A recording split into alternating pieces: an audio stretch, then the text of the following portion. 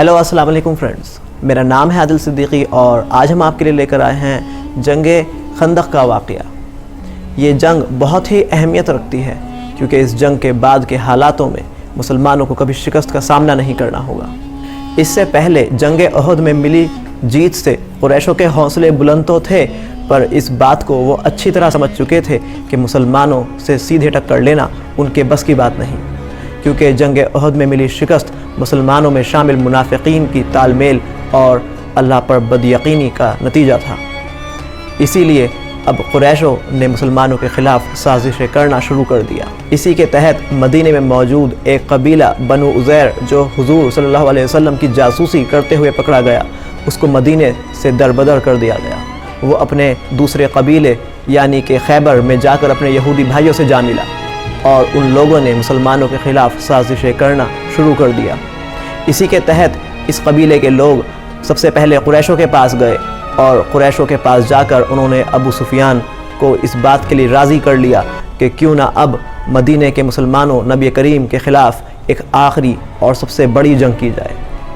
और इसके लिए अबू सुफियान ने सभी कबीलों को, सभी यहूदी कबीलों और मदीने के आसपास मौजूद सभी कुफ़ारों को इकट्ठा करना शुरू कर दिया, जिसके तहत उन्होंने सबको अपने यहाँ बुला भेजा। और इसी के तहत मक्का में कुरैशों ने मुसलमानों के ख़िलाफ़ एक बड़ा जंगी लश्कर तैयार करना शुरू कर दिया। इस जंगी लश्कर में पूरी दुनिया से मंगाए गए ज़बरदस्त हथियार और जंगी साजो सामान मौजूद था।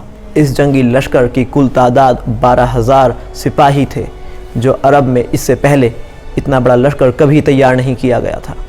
और ये सभी लश्कर मुसलमानों पर हमले के लिए अब पूरी तरीके से तैयार थे। जंग से एक हफ़्ता पहले ही हुजूर को इस बात की इत्तला मिलती है कि एक बहुत बड़ा जंगी लश्कर मदीने पर चढ़ाई करने वाला है। ये ख़बर मिलते ही नबी करीम ने सभी सहाबा इकराम को शऊरा के लिए यानी कि सलाह के लिए इकट्ठा करना शुरू कर दिया। और इस सलाह में सलमान इब्न फ़ारसी जो पेर्शिया से थे और मुसलमान हो चुके थे, उन्होंने ये सलाह दी कि क्यों ना हम मदीने के आगे एक खंदक, एक खाई खोद दें, जिससे हम लोगों को इतने बड़े लश्कर से जंग करने का कुछ वक्त मिल जाएगा, तैयारियों का कुछ वक्त मिल जाएगा। उनकी इस सलाह को सभी लोगों ने माना और नबी करीम ने इसी के तहत मदीना के बाहर निशानदेही करना शुरू कर दिया। अगर हम मदीना की जोग्राफिकल लोकेशन देखें तो ये 3 तरफ से पहाड़ी इलाकों से घिरा हुआ है। ये पहाड़ बंजर और सूखे हैं। इनकी पथरीली ज़मीन पर किसी तरीके के लश्कर का चलना नामुमकिन है। इसीलिए मदीने में घुसने का सिर्फ एक रास्ता था और वो था सामने की तरफ से। और इसी सामने की तरफ नबी करीम के हुक्म के मुताबिक खंदक खोदने का फ़ैसला लिया गया। एक अंदाजे के मुताबिक ये खंदक 2 किलोमीटर लंबी, 8 फुट गहरी और 12 फुट चौड़ी थी। लेकिन इसको खोदने के लिए मुसलमानों के पास सिर्फ एक हफ़्ते का वक्त था, और ये वक्त था 24 जनवरी 627 AD। रेगिस्तान की सूखी सर्दी जो इंसान की हड्डियां तक कपकपा दे, ऐसे में एक हफ़्ते के वक्त में 2 किलोमीटर लंबी खंदक खोदना अपने आप में एक बहुत बड़ी बात है। हुजूर के हुक्म के मुताबिक खंदक खोदने का काम शुरू हो गया। लेकिन खंदक खोदने के दौरान एक ज़बरदस्त मामला सामने आया कि जब खंदक के बीचों बीच एक चट्टानी पहाड़ी निकल आई। इस चट्टानी पहाड़ी को निकालने की सहाबा इकराम ने और सभी लोगों ने पुरज़ोर कोशिश करी, लेकिन वो इसमें नाकाम रहे। इसके बाद इस बात की इत्तला जैसे ही नबी करीम को मिली, वो ख़ुद खंदक खोदने के लिए आ पहुँचे और नबी करीम ने खंदक में उतर कर आवाज़ लगाई, बिस्मिल्लाहिर्रहमानिर्रहीम, और ज़ोर से पुकारा अल्लाहु अकबर, और एक ज़ोरदार वार उस पत्थर पर किया। इस ज़ोरदार वार से उस पत्थर का एक हिस्सा टूट गया। इस पर नबी करीम फरमाते हैं कि सुभान अल्लाह, मुझे इस जगह से मुल्क शाम की जीत के मंजर दिखाई देते हैं। मुल्क शाम एक दिन मुसलमानों का होगा। इसके बाद नबी करीम फिर एक ज़ोरदार वार करते हैं और पुकारते हैं अल्लाहु अकबर, मुझे इस जगह से ससेडियन एम्पायर यानी कि पेर्शिया की जीत के मंजर दिखाई देते हैं। बेशक मुसलमान उस ज़मीन पर भी एक दिन जीत का परचम लहराएंगे। और इसके बाद नबी करीम तीसरा ज़ोरदार वार करते हैं, जिसमें ये चट्टान पूरी तरह चकनाचूर हो जाती है। और नबी करीम कहते हैं अल्लाहु अकबर, मुझे इस जगह से यमन जिसकी कैपिटल सना اس وقت سب سے طاقتور لوگوں کے قبضے میں تھی کہ ایک دن یمن بھی مسلمانوں کا ہوگا، اور اس کے بعد خندق کھودنے کا کام تیزی سے کیا جاتا ہے۔ ایک ہفتے میں سبھی مسلمانوں نے پوری محنت، اور نبی کریم نے خود پوری محنت سے خندق کھود لی، اور خندق کھودنے کے بعد اب دوسری طرف قریش آ پہنچے۔ قریشوں کا یہ 12,000 لوگوں کا جنگی لشکر اس بات کو دیکھ کر حیران تھا کہ ایک ہفتے کے اس وقت میں یہ اتنی بڑی اور گہری خندق کیسے کھود دی۔ وہ لوگ اس خندق کو پار نہیں کر پائے کیونکہ سامنے تھے 3,000 مسلمانوں کا لشکر جو ان لوگوں پر تیر اندازی کے لیے تیار تھا۔ اس واقعے کا ذکر اللہ تعالیٰ سورہ احزاب آیت نمبر 9 سے 40 میں کرتے ہوئے فرماتے ہیں کہ اے مسلمانوں، تم لوگوں کی آزمائش کا ایک موقع ایک بار پھر ہم نے بنایا کہ جب تم لوگوں میں موجود کفاروں کے دل ڈر کے مارے کانپنے لگے، ان کی آنکھیں پتھرانے لگیں اور ان لوگوں کے حلق منہ کو آ گئے، تو وہ لوگ چلانے لگے اور کہنے لگے کہ اے نبی، تمہارا وعدہ اور تمہارے اللہ کا ہم سے کیا گیا وعدہ تو جھوٹا ثابت ہوا، اور ہم لوگوں کا مرنا تو اب طے ہے کیونکہ اس لشکر کا سامنا کرنا ہم لوگوں کے لیے ناممکن ہے۔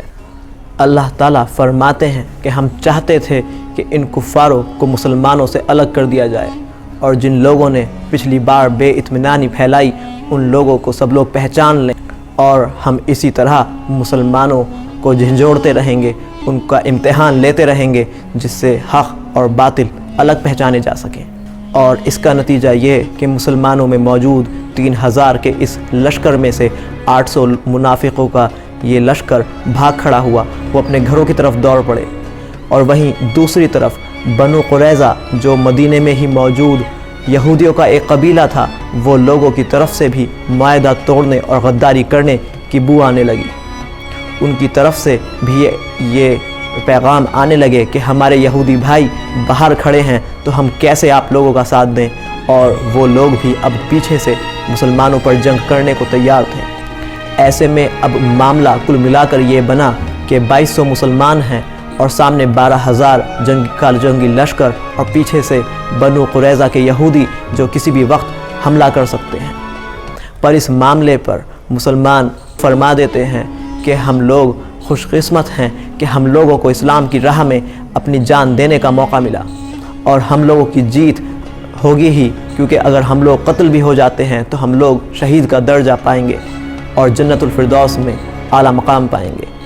اسی طریقے کا جنگ کا ماحول پورے 22 دنوں تک بنا رہا، اور ان 22 دنوں میں ایسے میں ایک موقع ایسا بھی بنا جب قریشوں میں موجود ایک شخص جس کا نام عمرو بن عدل تھا، اپنے گھوڑے کو زوردار ایڑ لگاتے ہوئے خندق کو پھاند کر اس طرف آ پہنچا اور زور سے چلایا، کیا کوئی ہے جو میرا مقابلہ کر سکے؟ یہ عمرو بن عبد وہ شخص ہے جو اس وقت پورے مکہ میں، پورے عرب میں سب سے طاقتور شخص تھا۔ اس کے بارے میں یہ مشہور تھا کہ یہ تاؤ میں آ جائے تو اونٹ کو اپنے بازوؤں میں دبا کر مار دیتا، اسی لیے اس کے سامنے آنے کی حماقت کوئی جلدی سے نہیں کرتا تھا۔ وہ چلاتا ہے، کیا کوئی ہے جو میرا سامنا کرے؟ تو ایسے میں حضرت علی اس کے سامنے آ کھڑے ہوتے ہیں۔ وہ ان کو دیکھ کر ان پر ہنستا ہے اور کہتا ہے، اچھا کیا تم ہو جو اپنی موت کا سامنا کرنے آئے ہو؟ تو آؤ، پر آنے سے پہلے اپنی 3 خواہشیں ظاہر کر دو، کیونکہ میں کسی بھی انسان کی مرنے سے پہلے 3 خواہشیں پوری کرتا ہوں۔ حضرت علی فرماتے ہیں، میری پہلی خواہش یہ ہے کہ آپ مسلمان ہو جائیں اور کلمہ پڑھیں۔ وہ کہتا ہے، یہ نہیں ہو سکتا، کچھ اور کہو۔ حضرت علی کہتے ہیں، تو پھر آپ واپس لوٹ جائیں، میں آپ کو قتل نہیں کرنا چاہتا۔ وہ زور سے مسکرا پڑتا ہے اور حضرت علی سے کہتا ہے، یہ بھی پورا نہیں ہو سکتا، اور کہو۔ حضرت علی کہتے ہیں، تو پھر آئیں مجھ سے جنگ کریں، اور یہ کہتے ہی دونوں کی زوردار جنگ ہو بیٹھتی ہے۔ اس زوردار جنگ میں حضرت علی دوسرے ہی وار میں اس کا پاؤں اس کے جسم سے الگ کر دیتے ہیں، اور اس کے بعد ان کی تلوار ذوالفقار اس کی گردن کو چھوتے ہوئے اس کو جہنم کا منہ پہنچاتی ہے۔ اس واقعے کو دیکھ سبھی کفار ڈر جاتے ہیں اور سبھی پیچھے کی طرف ہٹ جاتے ہیں۔ اب کوئی کفار، کوئی قریش اتنی حماقت نہیں کر پاتا کہ وہ اس خندق کو لانگھ کر اس طرف آ سکے۔ اور اس معاملے کے بعد اللہ تعالیٰ فرماتے ہیں کہ اے مسلمانوں، اب تمہارا امتحان پورا ہوا، ہم تم میں سے کفاروں کو، مشرکین کو الگ کر دیا، اور اب की पूरी रहमतें और बरकतें तुम पर नाजिल हैं। अल्लाह ताला सूरे अज़ाब आयत नंबर 9 में फरमाते हैं कि हमने जब इम्तिहान पूरा हुआ तो इसके बाद एक ज़ोरदार धूल और आंधी कुफ़ारों की तरफ नाजिल कर दी। सर्दी में इस ठंड भरी धूल और आंधी से वो लोग ठिठुरने लगे और अल्लाह ताला फरमाते हैं कि हमने एक ज़बरदस्त फरिश्तों का लश्कर कुरैशों की तरफ भेज दिया, जिनको देख उनके दिलों में डर काबिज़ हो गया और वो लोग एकाएक डर कर भाग खड़े हुए। उनके खेमे उखड़ के जाने लगे और उनके हथियार और सब कुछ ही तहस नहस होने लगा। ऐसे में कुरैश भाग खड़े हुए और कुरैशों में मौजूद अबू सुफियान और अल वलीद के दिल इन बातों को और उन आसमानी फरिश्तों को देखकर हिलने लगे और अब उन लोगों के दिलों में भी ईमान की लहर तेज़ी से दौड़ गई, क्योंकि ये मौका है जिसके बाद अबू सुफियान और अल वलीद, जिनको अल्लाह ताला की तलवार कहा जाता है, ये लोग भी मुसलमान बनने की तरफ चलने लगे। यहाँ से ये सभी फ़ौजें भाग खड़ी हुई और मुसलमानों की फतह हुई। इस फतह पर नबी करीम फरमाते हैं कि आज के बाद कभी ऐसा मौका नहीं होगा कि कुरैश या कोई कबीला मुसलमानों पर इस तरीके से हावी हो। और अभी बहुत सी ऐसी सरज़मीनें हैं जो मुसलमानों का इंतज़ार कर रही हैं, लेकिन अल्लाह ताला हम लोगों का इम्तिहान इसी तरह लेते रहेंगे और हमें आज़माते रहेंगे। मुसलमान कभी अगर अपनी राह से ना भटके और उनका यकीन अल्लाह ताला पर मुकम्मल हो तो अल्लाह ताला की मदद का वादा हमेशा है। हमारी इस वीडियो को देखने के लिए बहुत बहुत शुक्रिया। आगे मौके और भी हैं जब मुसलमानों का इम्तिहान होगा और फिर एक ज़बरदस्त जंग होगी। इसीलिए नबी करीम से जुड़ी बातों और उनकी ज़िंदगी को जानने के लिए देखते रहिए हमारा चैनल SBS इंस्टीट्यूट। शुक्रिया।